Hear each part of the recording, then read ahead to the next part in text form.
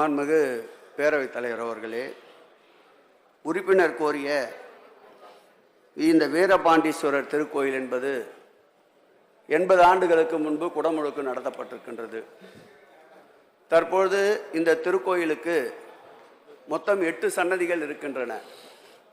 இந்த 8 சன்னதிகளுக்கும் தொல்லியல் துறை மற்றும் மண்டல குழு, மாநில குழு ஆகிய ஒப்புதல் பெறப்பட்டு வருகின்ற 5/3/2024 அன்று பாலாலயம் நடைபெற இருக்கின்றது.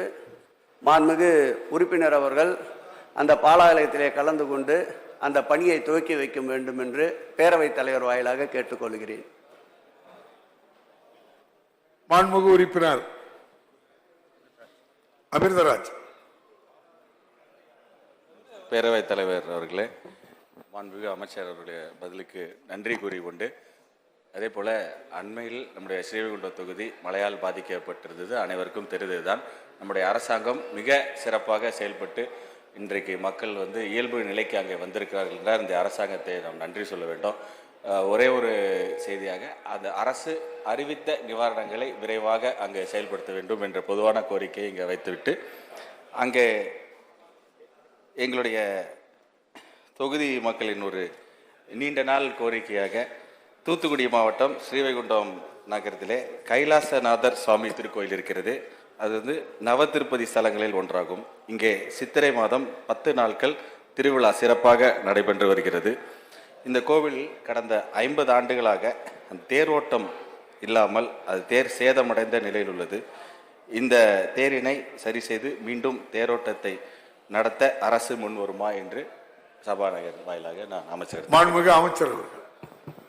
மாண்புமிகு பேரவைத் தலைவர் அவர்களே, இந்த ஆட்சி ஏற்பட்ட பிறகு புதிய தேர்கள் என்று 48 தேர்கள் 71 கோடி ரூபாய் செலவில் பணிகள் நடைபெற்று வருகின்றன. 48 திருக்கோயில்களில் தேர் மரமாத்து பணிகள் சுமார் 6 கோடி ரூபாய் செலவில் நடைபெற்று வருகின்றன. உறுப்பினர் கோரிய இந்த திருக்கோயில் என்பது 46 உட்பிரிவு 1 கீழ் வருகின்ற கோவில். போதிய நிதி ஆதாரம் இல்லாத கோயில்.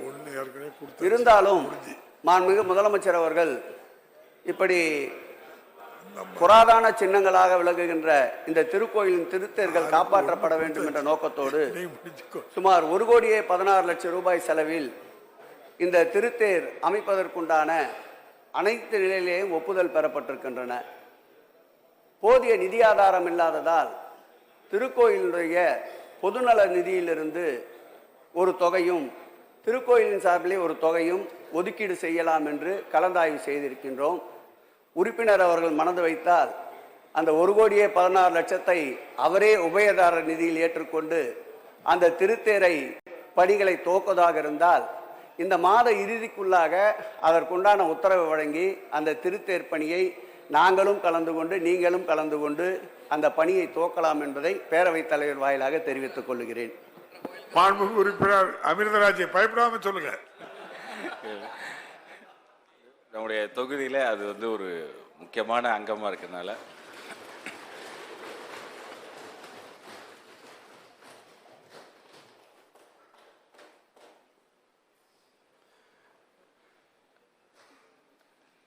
நம்முடைய அரசு முன்வந்து அதை மேற்கொள்ள வேண்டும் என்று மீண்டும் தாழ்மையுடன் கேட்டுக்கொள்கிறேன்.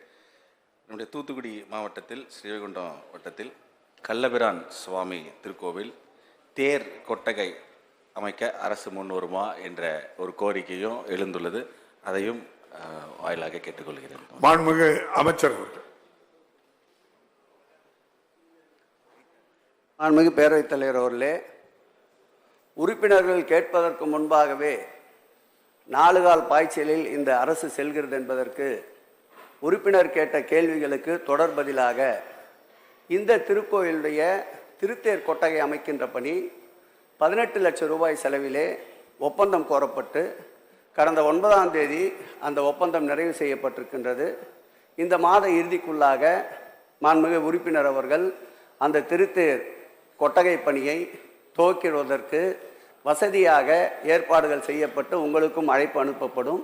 அந்த நிகழ்வும் கலந்து கொள்ளுங்கள். ஏற்கனவே கோரிய திருத்தேரினுடைய உபயதார நிதிக்கு ஏதாவது தருகிறேன் என்று ஒப்புதல் தந்தால் இந்து சமய அறநிலைத்துறை மகிழ்ச்சி அடையும் என்பதை தெரிவித்துக் கொண்டு, இந்த ஆட்சி ஏற்பட்ட பிறகு இதுவரையில் 128 மரத்தேர்கள் திருத்தேர்கள் கொட்டகை செய்வதற்கு சுமார் 46 கோடியை ஒதுக்கீடு செய்து திருத்தேர்களை பாதுகாக்கின்ற வண்ணம் கொட்டகைகள் அமைக்கப்பட்டு வருகின்றன. இதில் அறிவிக்கப்பட்ட திருத்தேர் கொட்டகைகளில் 29 திருத்தேர் கொட்டகைகள் இதுவரையில் பணி நிறைவுற்றிருக்கிறது என்பதை பேரவைத் தலைவர் வாயிலாக உறுப்பினருக்கு தெரிவித்துக் கொள்கிறேன். மாண்புமிகு உறுப்பினர் பிச்சாண்டி. மாண்புமிகு பேரவைத் தலைவர்களே, என்னுடைய கீழ்ப்பண்ணாத்தூர் சட்டமன்ற தொகுதி துரிஞ்சாபுரம் ஊராட்சி ஒன்றியம் வேடந்தவாடி ஊராட்சி ஆதிதிராவிட குடியிருப்பில் உள்ள ஆண்டவன் பெருமாள் மற்றும் விநாயகர் அம்மன் கோயில் கட்டுமானம் நிதி இல்லாமல் கட்டி முடிக்கப்படாமல் உள்ளது. ஆகவே அதை குடமுழுக்கு செய்ய வேண்டிய அவசியம் இருக்கின்ற காரணத்தால் அந்த மக்களுடைய கோரிக்கையை ஏற்று அது கிராம கோயில்கள் புனரமைப்பு நிதியிலிருந்து நிதி விடுவிக்கப்படுமா என அறிய விரும்புகிறேன். அதேபோல் செங்கம் நீப்பத்துறையில் இருக்கக்கூடிய பெருமாள் கோவிலே புதிய கல்யாண மண்டபம் ஒன்று கட்டித்தர அரசு நடவடிக்கை எடுக்குமா என அறிய விரும்புகிறேன். மாண்புமிகு அமைச்சர்கள். மாண்புமிகு பேரவைத் தலைவர் அவர்களே, உறுப்பினர் கோரிய அந்த விநாயகர் கோயிலும் பெருமாள் கோயிலும் கிராமப்புற திருப்பணிகளில் மேற்கொள்ள வேண்டும் என்று கேட்டுக்கொண்டார். மாண்புமிகு தமிழக முதலமைச்சர் அவர்கள் பொறுப்பேற்றவுடன் கிராமப்புற திருக்கோயில்கள், ஆதி திராவிடர் திருக்கோயில்கள் பகுதிகளில் ஏற்கனவே கடந்த ஆட்சி காலத்தில் ஆண்டுக்கு 1000 திருக்கோயில்கள் என்று திருப்பணிக்கு எடுத்துக் கொள்ளப்பட்டிருந்தது. அதேபோல் ஆதி திராவிடர் வசிக்கின்ற பகுதிகளிலும் 1000 திருக்கோயில்கள் திருப்பணிக்கு எடுத்துக் கொள்ளப்பட்டிருந்தன. இரண்டையும் சேர்த்தால் 2000 திருக்கோயில்கள் ஆண்டிற்கு கடந்த ஆட்சி காலத்தில் புனரமைப்பு பணிக்கு எடுத்துக்கொள்ளப்பட்ட நிலையில் மாண்புமிகு தமிழக முதலமைச்சர் அவர்கள் பொறுப்பேற்ற பிறகு அந்த 1000 என்றிருந்ததை 1250 1250 திருக்கோயிலாக எடுத்துக்கொள்ள உத்தரவிடப்பட்டு அந்த திருக்கோயில்களுக்கு திருப்பணிகளுக்கு 1 லட்சம் ரூபாய் தான் கடந்த ஆட்சி காலத்தில் ஒதுக்கீடு செய்யப்பட்டது. மாண்புமிகு தமிழக முதல்வர் அவர்கள் ஏறி வருகின்ற விலைவாசியை கருத்தில் கொண்டு அந்த 1 லட்சம் ரூபாய் நிதியை 2 லட்சம் ரூபாயாக உயர்த்திய கருணை மாண்புமிகு தமிழக முதல்வர்களை சாரும்.